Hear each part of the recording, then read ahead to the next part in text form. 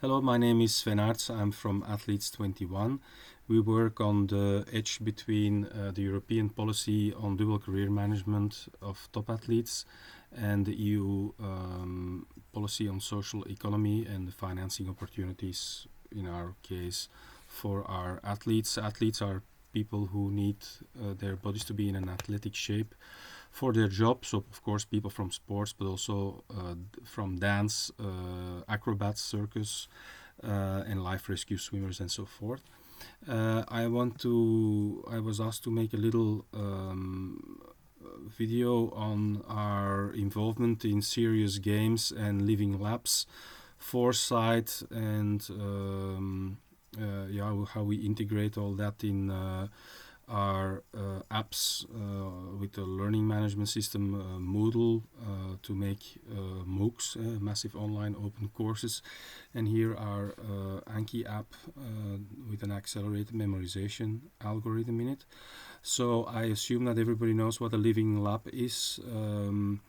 Living labs are, in contrast with labs from groups who work in exact sciences, where things can explode, where people work with chemicals, with bacteria and so forth.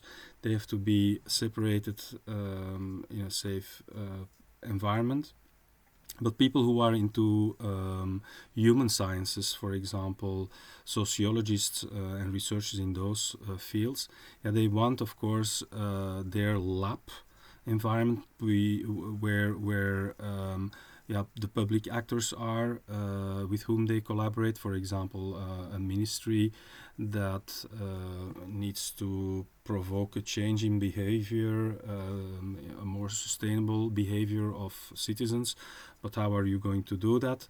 The sociologists and researchers, they have certain ideas, but they have to test that together with NGOs, together with maybe representatives of the educational landscape, with private actors, companies who have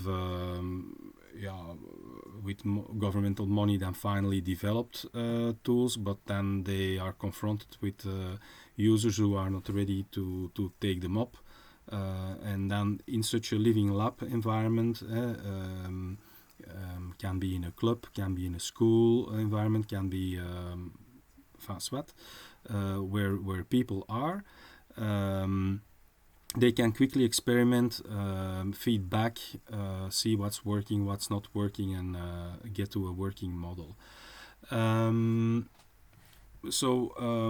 are also, of course, involved in Foresight, insights, prospective exercises with the European Commission. We can foresee up to 18 years into the future at the EU level, because the European Commission finances. So just about we are in with 450 million Europeans. We are active in just about any field imaginable, and at the European Commission all that comes together, so they have very good insights on what is going on, and then they do these foresight exercises, and then this is how they can project what is going to happen they can go up to, I believe, 18 years with a probability of 85%. And one of the ways to bring this knowledge out is serious games. So here you see what a serious game can look like. It's quick and cheap. It's just a cardboard, some dice, cards, where you have the info, the insights on, or the limitations and so forth from your new legislation and whatever. You have money, resources, and so forth. And such a serious game, because it feels like a game, people tend to lower their guards and share more insights. It's also maybe a good way to communicate new insights, but also to harvest a lot of new insights, data, limitations from the different stakeholders with whom you are playing this game. We and then we have, for example, of course, cards per for every different level you are of people you are working with, because certain people maybe for them just some general information is more than enough. So that you don't have to bother them with very complex cards and legislative text and numbers, for example. As said, so we transform these cards eventually into our accelerated memorization app, Anki. That's an open community project with an accelerated memorization algorithm. It can predict when somebody is going to forget, when your brain is going to forget something. So our athletes, for whom portability of learning is of course very important, because they travel a lot to their trainings, to championships and so forth. So when they so they have all their knowledge that they want to memorize from their courses, from the top sport university or the top dance school. They have that in their pocket, in their mobile phone. They take it out and they can immediately, even if they only have such 5 minutes, they can they can memorize some cards. So they have a question on the left side, and then they press with their finger on it, and then you have the answer. You check how easy it was for your brain to re-emerge the solution, and that's how the algorithm can predict up to 1 or 2 days when the brain is going to forget it, and this sends a very strong signal to the brain. If you can come close to that moment, it gives a very strong signal to the brain to put this knowledge in a longer term memory, or more correctly, to reinforce the links to the neural network from where this knowledge can re-emerge.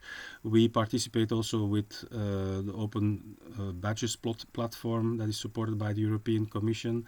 That has everything to do with ludification of learning, with you know, the electronic games that your children are playing. They receive coins and so forth, so that's ludification, gamification of learning.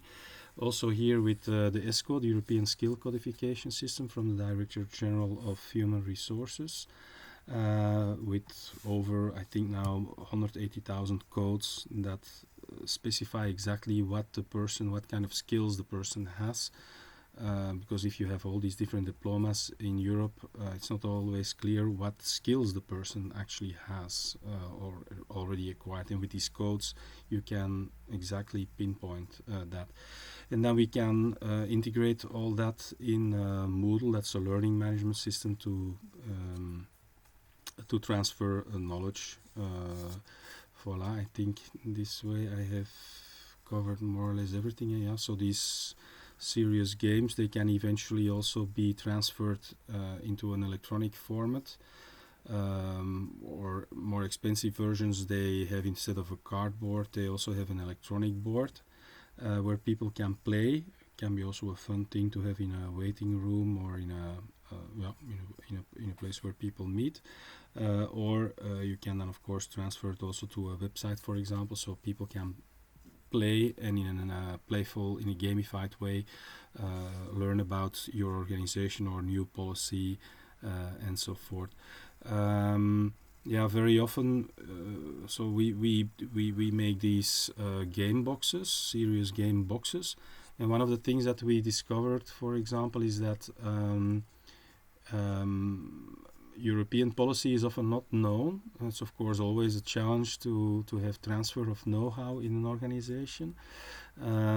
But sometimes it's just a matter of putting a European flag and a flag of the 17 global goals, for example, in that box, so that in a sailing club or in another club they can hoist these flags up, and that way people passing by or other people who are invited, and they all of a sudden see this European flag or this flag of the 17 global goals, and this creates initiates a conversation. We didn't know that are you also involved in European projects or working with the 17 global goals. Voilà, so if you want to contact me, Google Athletes21 or Sven Aerts, and this is my WhatsApp. Thank you very much.